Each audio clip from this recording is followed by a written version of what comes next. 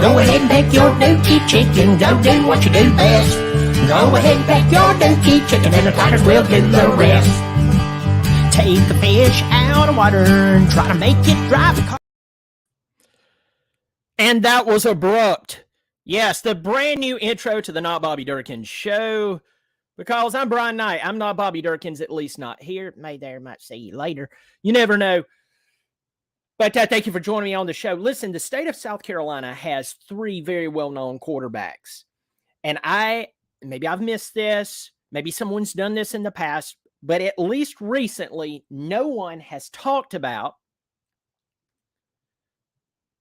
these three quarterbacks who are very well-known, and they're all in the state of South Carolina. Before I go any farther, subscribe to the channel. It does help the channel out. If you hit the thumbs up, it does help the channel and the whole algorithm. Yeah, it's annoying. Okay, but it does help the channel. And remember, it's free. If you do want to support the channel, there's a link later that I can send. But anyway, so if you are outside of the South, or maybe you're in the South and you really don't pay attention to the state of South Carolina, the state of South Carolina is not a big state. It's really not. It's not like Vermont or Rhode Island, but we're not a big state. Now, I'm going to share something with you, and some of you are going to be like, "Why are you sharing this, man?" So the reason that I'm sharing this is because I really want you to get a feel for where these teams are. All right. I want you to get a feel for where they're located to each other and how impressive it actually is that these three quarterbacks, they're actually in this small of a state. All right. So if you're watching online, by the way, I've got some people getting here. George says, Mayday, I'm not Bobby Durkins either. That's probably a good thing. Tiger 2 deep. Why is that happening? It's good to see you in here. Got 7 others in here, or 7 total. Hit the thumbs up. Say hello. I do appreciate it. So I'm going to share this map. And if you know the state of South Carolina, wonderful. If you don't know the state of South Carolina, this is going to really, really help you. And once again, this is impressive. So I know that this is not highly defined. This is just a regular Google Maps. But up here, you see that? Up here in the Greenville, South Carolina area, if you go over to the left, you're going to see Clemson. Now, if you're a Clemson fan, you know exactly where Clemson's located. So you have Clemson here. This is for my non-Clemson, South Carolina, Coastal Carolina fans. If you go to the middle of the state, the armpit of the state, as Bobby Durkins likes to call it, you have Columbia, state capital. It's the University of South Carolina. But way over here, and a lot of people over here near the ocean, everybody calls Coastal Carolina, loosely says they're from Myrtle Beach, South Carolina. Well, if you look here, you'll see here's Myrtle Beach, but there's Conway. That's where Coastal Carolina is located. And the reason that is important is because this state that's not that big has 3 very well-known quarterbacks. We'll start with my personal, well, I won't say personal favorite. What's up, Dwayne Wicker? Because the quarterback I really like out of all 3 of these, in fact, I'm going to start with him first. From an itty-bitty school in Conway, South Carolina, I've had the pleasure of watching this guy play in person. And I'll go ahead and get to him. From Coastal Carolina, Grayson McCall. Now, transparently, it's kind of difficult for some people to go, why would Grayson McCall be your top guy? I mean, why would he be your favorite? And I'm going to tell you why.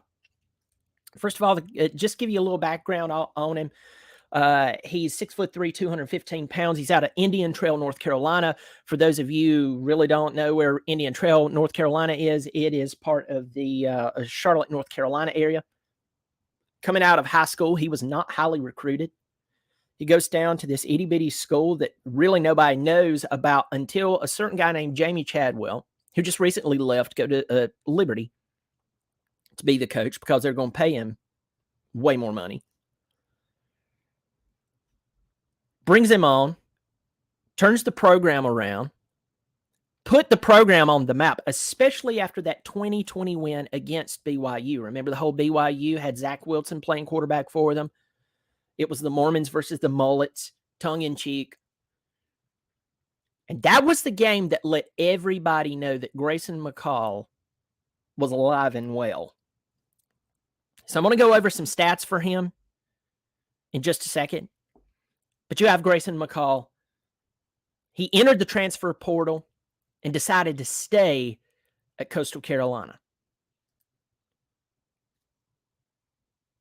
Next up, no shock at all, Cade Klubnik, quarterback for Clemson. Now, Cade has a very different story, and the other quarterback has a very different story than Grayson. Because Grayson was not a big recruit. Cade Klubnik, one of the top recruits in the country when he came out of high school. The number one dual threat quarterback, if I remember correctly, right off the top of my head. 6'2", 195. He just finished up a freshman season at Clemson. He was sitting behind DJU.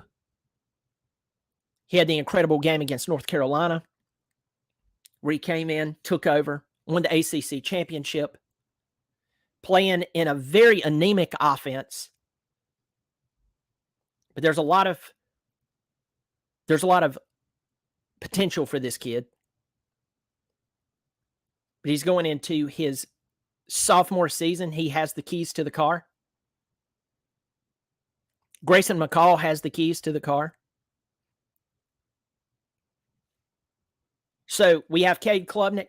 We have Grayson McCall. Two different ends of the state. One right on the coast on the far east, one on the west. Now let's fill in the middle. From the rectum of the state of South Carolina, Spencer Rattler. Coming out of Arizona, one of the top recruits in the country, if not the top recruit, went to Oklahoma.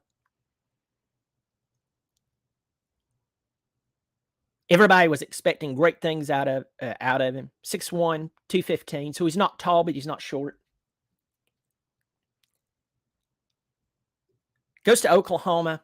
Things are not working out. There was bright spots. There was dark spots. Then he gets beat out by Caleb Williams. Caleb Williams came into that Texas game and put on a pure clinic. Spencer transfers. Caleb transfers, leaving Oklahoma barren. And I know some Oklahoma fans going to come on here and say, how dare you, Coach? You know who we recruited? Yeah. And I love Coach Venables. I went back and looked at his record last year. I know he finished 6-7, but I hate that. I'll tell you this, had he had even Spencer Rattler there, who has had ups and downs, very inconsistent at times, and then he'll turn around and throw a pass that will just blow your mind.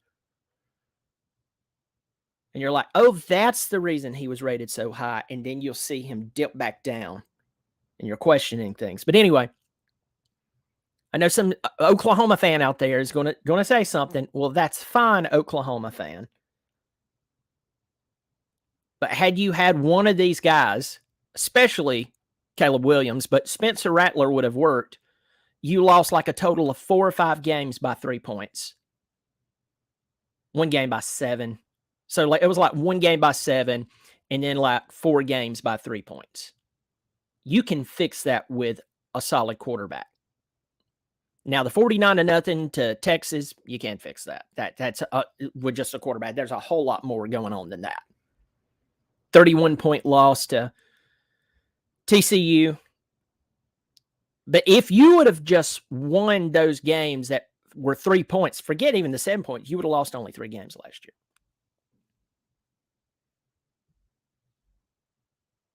All 3 of these quarterbacks have one thing in common, though. They may not be the most highly rated quarterback coming out of college or coming out of high school. Maybe they're not the best arm overall. Maybe there's questions in consistency, but there's one thing about all 3 of these quarterbacks. They can run. Notice that. All 3 of them can run. Very interesting. Very interesting that they all 3 can run. I saw all 3 in person play, which is a good thing when you're rating players and you're talking about their upsides and downsides. Now, Tiger 2 Deep says our backup is better than Rattler. If I'm a South Carolina fan, I'm going to go, will Rattler beat you? And I'm not a South Carolina fan, so I'm going to say, yeah, of course. Y'all won because we had, well, I'll put it this way. Both the quarterback and the offensive coordinator you played against are no longer at Clemson. You won. You won. You did it. Great. But getting back to the story here, I want to talk about Grayson McCall. Out of all 3 of these players, and all 3 of these players at times run in some form of play action RPO-ish types of plays where they decide whether they want to pull the ball, they want to hand it off, they want to throw it. And RPO has been intermingled in every little statement. I mean, even on play action now, people will label it as RPO.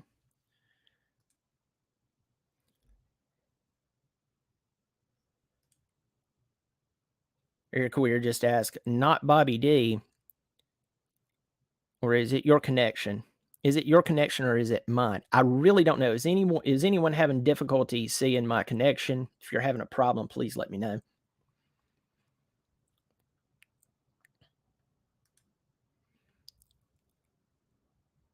But out of all 3 of these quarterbacks, I'm going to tell you who my favorite quarterback is.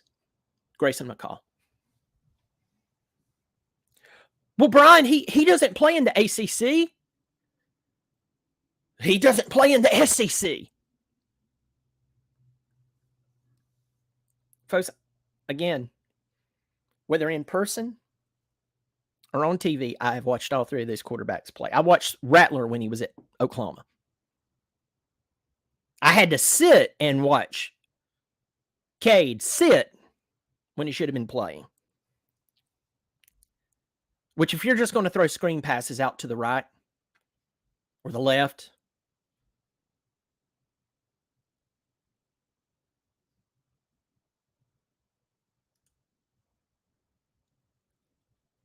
I could do that. I really could. I'm no quarterback, folks. Well, you say you could. Folks, you're throwing 7 yards that way. 9 yards that way. I think I could. That's to me. I'll pause. Here's my first non-topical rant. But it does deal with these quarterbacks.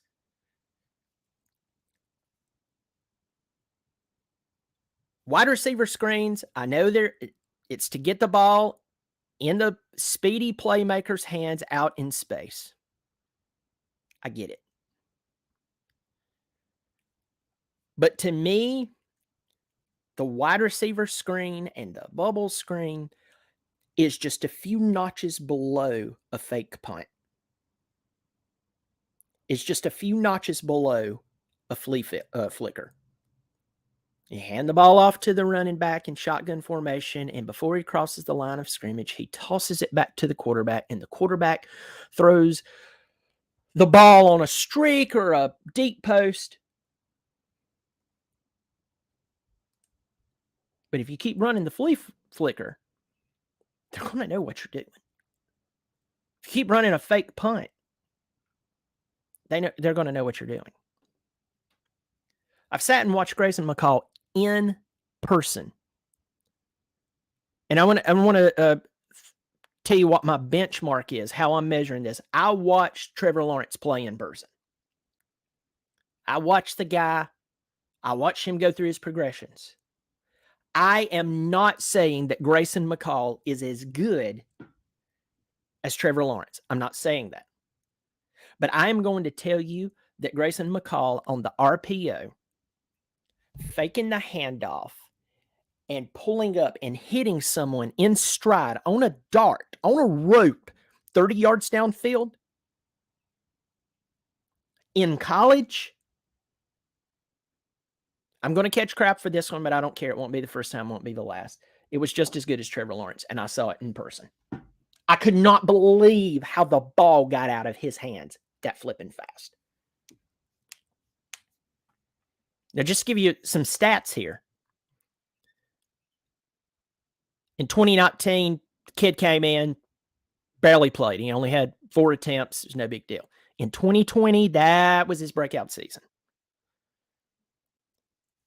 He was handed the keys to the card, led them to the best record they had ever had in school history, beat BYU with Zach Wilson and a team that was actually really, really good. Remember, the team that BYU was supposed to play had protocols. I don't really like to say it out loud anymore because you never know if you're going to get penalized. And all of a sudden, Coastal was like, hey, we can play you. Oh, really? You can? Well, we'll be there. And it was like 2 days later. And they fly to Conway, South Carolina. One of the best games in college football. Okay. So with that said, this guy just absolutely came out, torched it, led his team to, he just did great things. What more can you say? I can sit here and talk about, oh, well, he was all right. He was okay. No, the guy did great things in his sophomore season. So in that sophomore season, 172 of 250 attempts, 2,488 yards, 26 touchdowns, 3 interceptions. He was sacked 11 times. Now, in 2021, he had another good season, but he had some injuries. In fact, I went down to see him play. My oldest loves Coastal. We went down there to watch them play. He was injured. He did not play. And that was, I hated it. Even that season with injury, he was 176 of 241, 2,873 yards, 27 touchdowns, 3 interceptions. His longest play was to Isaiah Likely, the fantastic Baltimore Raven now. He just finished his rookie season. That was a steal, by the way. Anybody who got Isaiah Likely. Just the way he walked let you know that the guy was just ridiculous. I was like, that guy looks like a pro.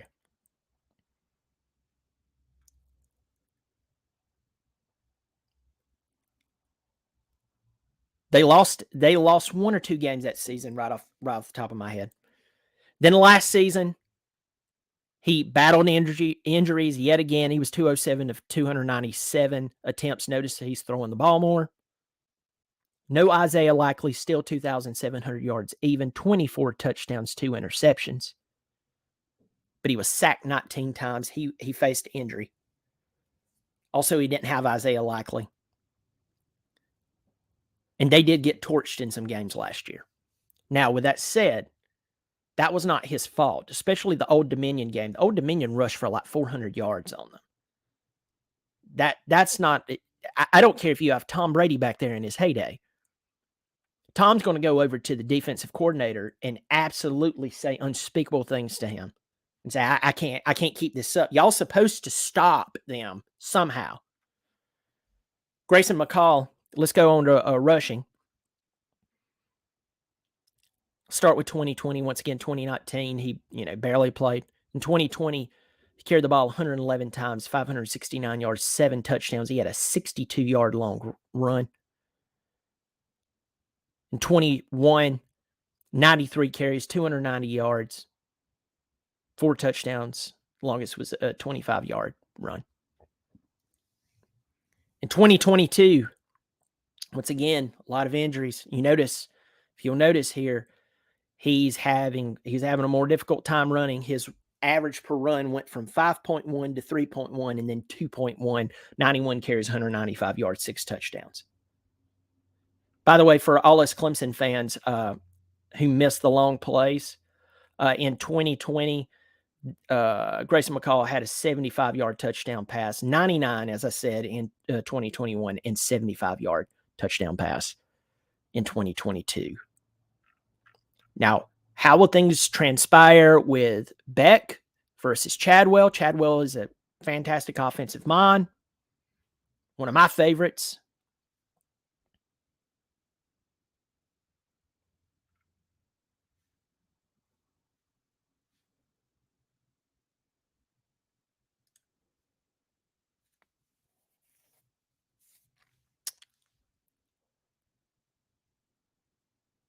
Let's dive into Cade Klubnik. We'll speed up here. First of all, with Cade, there is not a whole background to talk about with him as far as college goes. In his very limited time, he was 61%, 61 of 100, exactly 61%, 697 yards, 2 touchdowns, 3 interceptions. He had a 68-yard long pass. We remember that pass. We know who it was to. Now, this guy was thrown into the lion's den with an anemic offensive line who had a good player here, maybe one okay one there. He was playing in probably one of the most interesting times in recent Clemson football. What do I mean by that? Well, the last year Tony Elliott was there, it became very obvious that Jeff Scott, I don't know what he was doing. I know everybody, and I always like to remind everybody, I know that Jeff was not calling the plays. I don't care if the guy was reading a Bible story book to the players before they went out on the field. He was doing something, because when he was gone, Tony makes more money than me. He's a head coach at Virginia. He could scheme me and blah, blah, blah. Tony could not coach at a high level without him. Sorry. That's the only explanation. History proves me right. History proves you wrong if you believe that Tony was a great OC. All you have to do is read numbers. Reading. Words mean things. So Cade's thrown out here with a terrible offensive scheme. Praise God, and I don't mean that sacrilegious, that Nick Eason went to Dabo Swinney in the Notre Dame game and go, you're going to have to do something about your offense.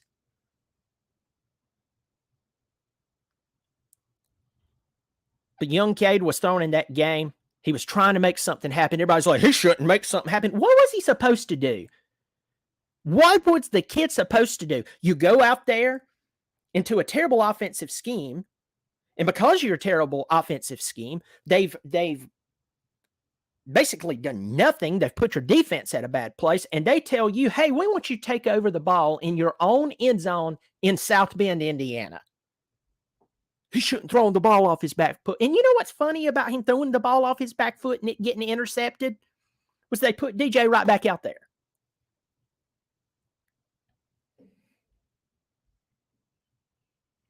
So any bad thing that you could say about Cade, you're wrong.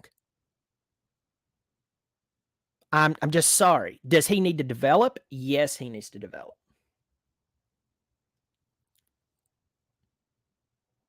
And hopefully we have the man there to do it. Hopefully we have the man there to develop him in Garrett Riley. Let's move on to Spencer Rattler. If you know me, you know I'm about as much of a South Carolina fan as I would pull for, I don't know, ISIS or something. But Spencer Rattler he's the biggest question mark on this entire list. Forget that he's a South Carolina player. The guy has had some moments where he would throw the ball and make you look really stupid.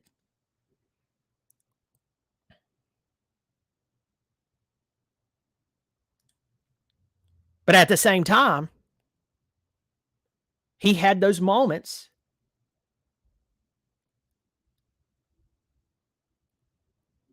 He had those moments like DJ Uiagalelei. I think I finally said it right. He's no longer here. To where he would throw a pass that would make you go, wow, I see why he was a big recruit coming out of high school. And then he would turn around and he would do something that you would go, there's guys up here at Furman that wouldn't have done that. There's guys up at North Greenville College, their football team, what, D2, D3, they wouldn't have done that. What's going on? Rattler has some of the greatest ability out of all three of these on paper. You can see the athleticism, but he has made some of the most questionable decisions. Let's go to his playing career here, starting in 2019. 2019, he was a freshman out in Oklahoma. Like most of these guys, except for Cade. Cade has had to play, and most of the time came in at terrible decisions. Talking about setting up a man for failure. Talk about setting up someone for a lack of success. Clemson did that to Cade Klubnik. It tells you what a good person he is, that he doesn't bolt.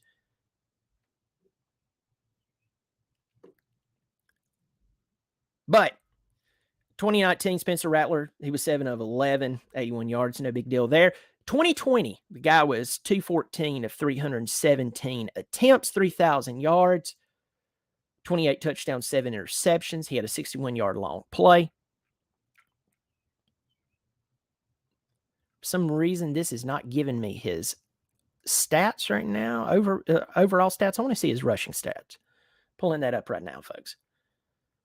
Rushing in 2020, 81 carries, 160 yards. So he's not going to go out there and just take off running.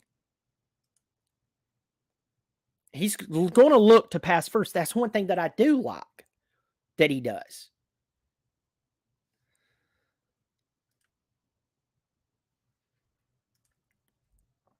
And in 2021, we know what happened. It was 140 of 187, 1,400 yards, 11 touchdowns, 5 interceptions. 50 was the longest play. By the way, in 2020, he was sacked 22 times.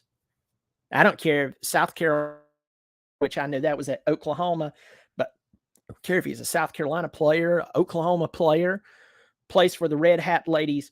You cannot have your quarterback sacked 22 times. And you could say maybe he held on to the ball too long in some scenarios, but I can't. I would have to go back and watch all of that. But 2021, he was sacked 13 times, replaced by Caleb Williams. Caleb Williams came in, and Caleb Williams is a very opportunistic guy. He's just looking for opportunity, and he ended up messing up Oklahoma, especially last season. So in 2022, Rattler shocked the world and went to South Carolina. Now, it makes sense on paper because of Shane Beamer. That makes sense. It's like, duh, you do that. 264 completions out of 399 attempts. 66% completion percentage. His completion percentage, folks, is not bad. 67% in 20, 70, almost 75% in 21. But remember, he didn't play that much because of Caleb Williams. Last year, 66%, 3,000 yards, 18 touchdowns, 12 interceptions, though, and sacked 31 times. Now, that might be pointing towards holding on to the ball a little too much. Yes, we could talk about the offensive line and how they need to get better, but 31 times, you have to come to a point to where you're going to get rid of the ball. He comes into this season, South Carolina has recruited pretty solid. They're trying to use the transfer portal. Unfortunately, some of their players used the transfer portal and left South Carolina. Marshawn Lloyd, who's someone irritatingly, unlogically, or illogically, whatever, told me that I was wrong when I said, that's your best running back. They were like, we're not going to miss him. He goes to Southern Cal, USC, the real USC, as I like to call him. Jaheim Bell, who I was really impressed with. My God, that guy that's one of those guys that is just unbelievable. I don't care who he plays for. He goes Florida State. And then, was it Stogner or Stegner? I think it's Stogner. He was a tight end from Oklahoma, transferred in, very talented, transferred in with Spencer Rattler. He transferred right back to Oklahoma, which, as a Clemson fan, that's funny to me.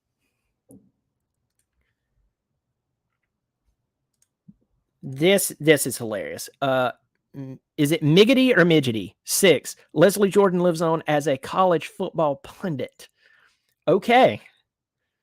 I guess it's because the high Southern voice, because other than that, I have nothing in common with Leslie Jordan. And I think we both know what we're talking about. He was funny, but no. Yeah, he was a funny guy. And that's your comments actually quite funny. But yeah, nope. Parker Henderson getting in here. Hello, Parker. It's good to see you, Parker.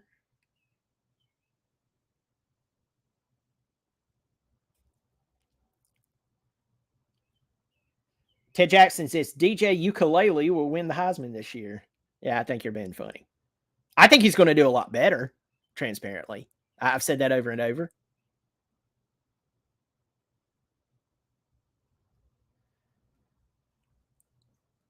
So let's start to whittle this down.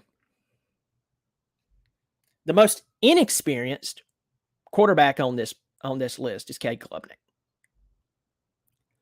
The most experienced quarterback on this list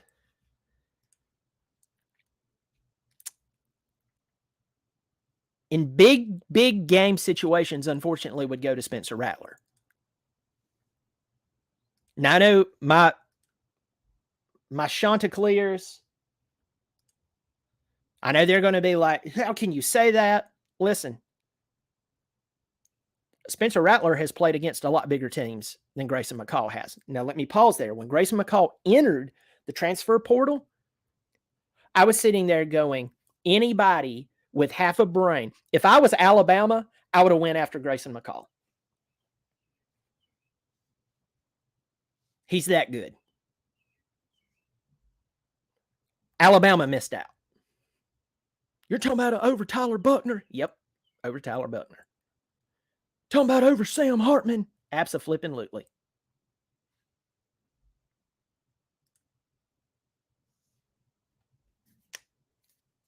Do you mean over? Yep.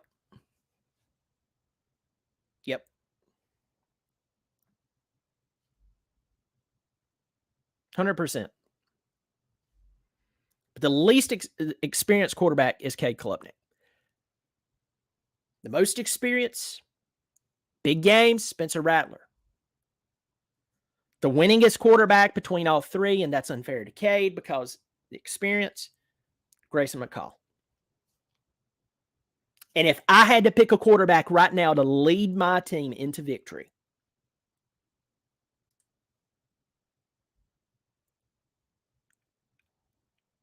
it'd be Grayson McCall. The best quarterback in the state of South Carolina right now. Once again, that's unfair to Cade because he has one season under him. He has a lot of growth, so I'll give him that. Spencer Rattler has now played at 2 major programs, and we're still seeing mistakes. Listen, my oldest son loves Coastal Carolina, but he's also a Gamecock, thanks to his grandfather, who he and I are friends. And I have Gamecock friends.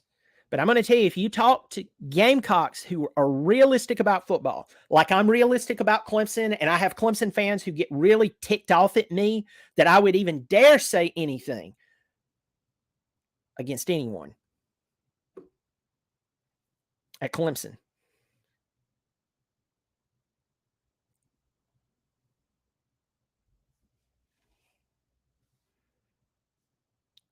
You have to tell the truth that Spencer Rattler, he reminds me of Joe Milton at Tennessee. Joe Milton at Tennessee played his greatest game of his collegiate career against Clemson. That shocked most Tennessee fans.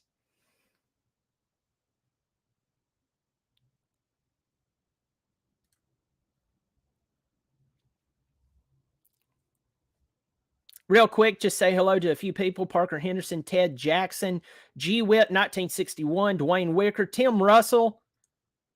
Dwayne Wicker says, I hear McCall's issues are academic.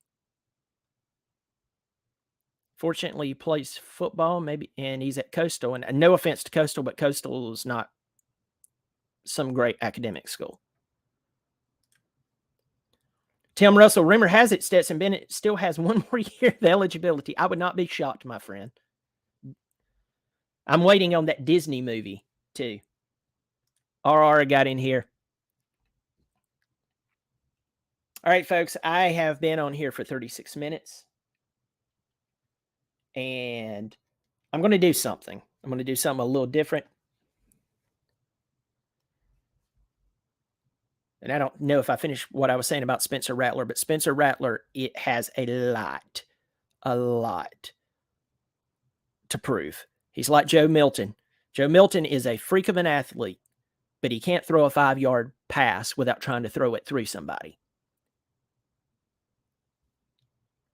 And I kind of wonder sometimes, intellectually, football-wise, I'm not talking about in everyday life, football-wise, how much is going on there. And with Spencer Rattler, I think I trust him more than Milton up here on the football field I'm talking about. But I'll tell you this, I'll give you a bold prediction, South Carolina fans, and anyone who has to play South Carolina. If Spencer Rattler pulls it together up here and uses that ability, we would have a problem to have to consider. But South Carolina fans, the ones that'll tell you the truth, and they're not just going to say whatever Shane Beamer says or whatever they want to say, if they're being really, really critical, they're just telling the truth no matter what. They're not being overly pessimistic, but they're not a glass half full person. They're going to have to tell you this season rides on Spencer Rattler and if he's fixed some things. All right, folks, I am going to let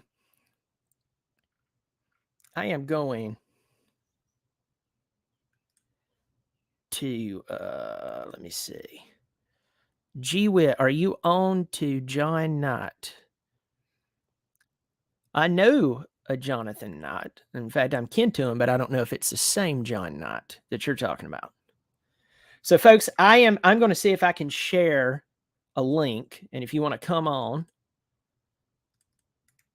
Now, listen, the other day I had someone on, and a friend of mine, and we went for how many days until Notre Dame gives Clemson another beating? That's going to be November the 4th, and it's going to be in the Valley, and we have a different offensive coordinator. We have a different quarterback.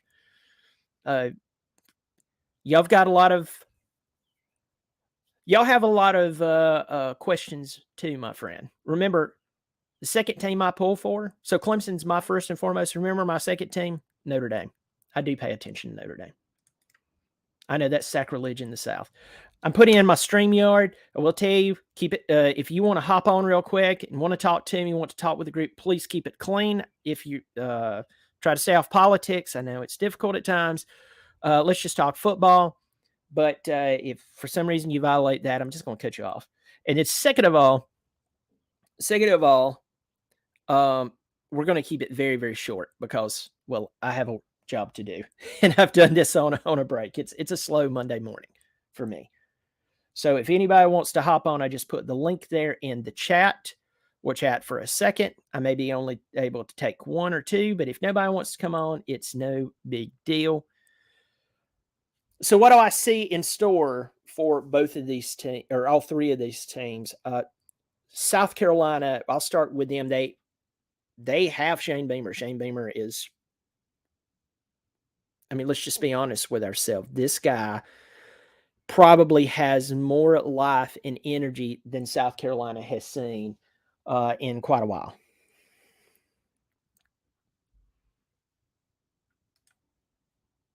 And that's a big deal. Now, if you have to play against them, you're concerned.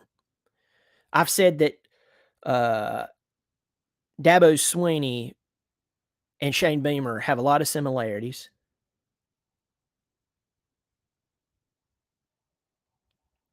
I've said that Shane Beamer reminds me of Swinney before he had success.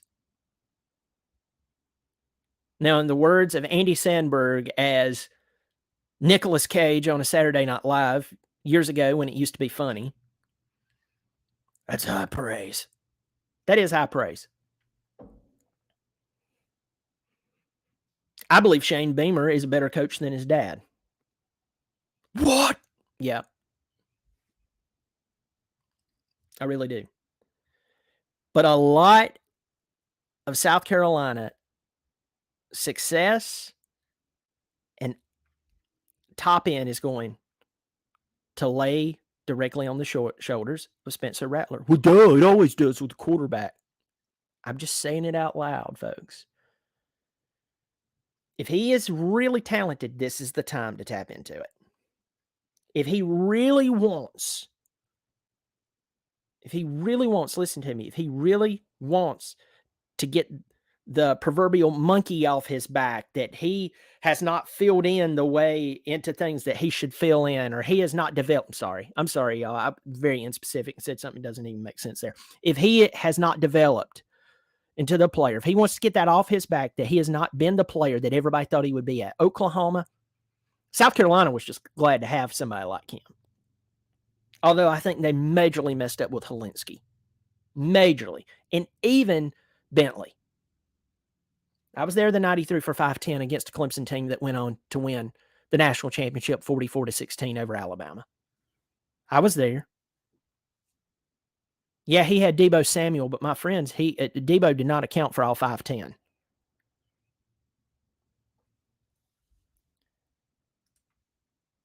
And as I'm closing this, I'm going to just say this. That lies directly on his shoulders. Grayson McCall, long story short for him, he has really good running backs. The question is, who's going to play wide receiver for him? I know there's a few that's returning, but nobody like Isaiah Likely, and his defense has got to step up. Cade Klubnik, I think we don't even really have to dive into that. He has a new OC. The questions are the offensive line. Will the wide receivers become hungry again? Fortunately for him, he has a four-headed monster behind him at running back. Thank you. Thank you to the players who are stepping up. We'll dive into that more. Well, folks, since no one else is in here and nobody wants to hop on, I'm going to let you go. I believe in the go ahead and verbalize it. Grayson McCall, I believe he's the best quarterback right now in the state of South Carolina. Cade has uptime to uptick and become better. Spencer, on the other hand, his time's about to run out. Folks, if you haven't subscribed, subscribe. It's free. Hit the thumbs up. Yet again, free, and it helps the channel. Pass this along. Go to your forums. Pass it along. Let everybody know I'm talking college football over here, especially Clemson football. And I hope you all take care of yourself and have a great rest of the week. I'll catch you next time on the Not Bobby Durkin's channel.